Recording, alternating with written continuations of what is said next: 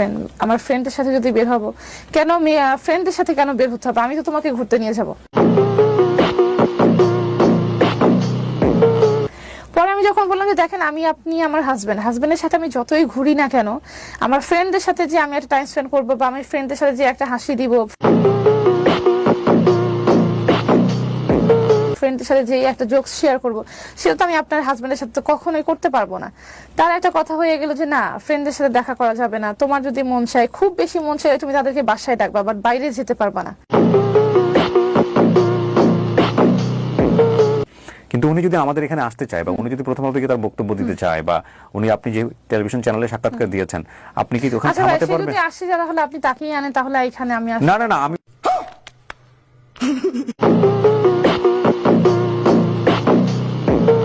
সেটাই দাঁড়ালো যে আমি এখানে জাস্ট আমার কথা শেয়ার করতে আসছি। মানে আমার সাথে এরকম একটা গুরুতর কাজ হওয়ার পরে আমি এখানে শেয়ার করলাম, সে আমাকে এইভাবে মারলো, সেও খুব নর্মালি ভাবে শেয়ার করলো। এত নর্মাল ভাবে যদি মানুষ তাকে মেনে নেয়, তাহলে তো আমি বিচার না না, পাবো না। মানুষ